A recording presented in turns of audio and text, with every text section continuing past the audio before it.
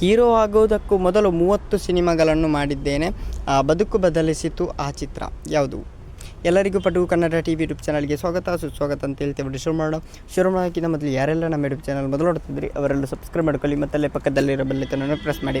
ಕನ್ನಡ ಹಿರಿಯ ನಟ ನವರಸ ನಾಯಕ ಜಗ್ಗೇಶ್ ಅವರಿಗೆ ಇಂದು ಅಂದರೆ ಮಾರ್ಚ್ 17ರಂದು ಬರ್ತ್ಡೇ. ಅವರು 62ನೇ ವಯಸ್ಸಿಗೆ ಕಾಲಿಟ್ಟಿದ್ದಾರೆ. ಅವರು ಎಲ್ಲ ಕಡೆಗಳಲ್ಲಿ ಶುಭಾಶಯ ಬರುತ್ತಿದ್ದು, ಜಗ್ಗೇಶ್ ಅವರು ಸಾಕಷ್ಟು ಏಳುಬೀಳುಗಳನ್ನು ಕಂಡಿದ್ದಾರೆ ಅಂತಲೇ ಹೇಳ್ಬೋದು.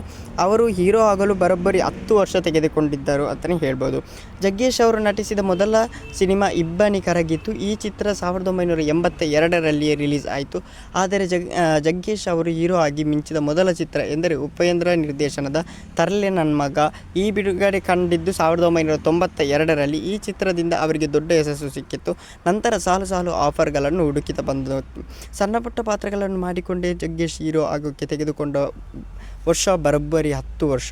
30ಕ್ಕೂ ಅಧಿಕ ಚಿತ್ರ ಪೋಷಕ ಪಾತ್ರ, ವಿಲನ್ ಪಾತ್ರ ಮಾಡಿದ ನಂತರ ಅವರಿಗೆ ಹೀರೋ ಆಗುವ ಅವಕಾಶ ಸಿಕ್ಕಿದೆ ಅಂತಲೇ ಹೇಳ್ಬೋದು. ಓಕೆ ಗೈಸ್, ಮುಂದೂಡದಲ್ಲಿ ಸಿಗೋಣ. ಅಲ್ಲಿವರೆಗೆ ಲೈಕ್, ಶೇರ್, ಸಬ್ಸ್ಕ್ರೈಬ್ ಮಾಡಿ ಅಂತ ಹೇಳಿ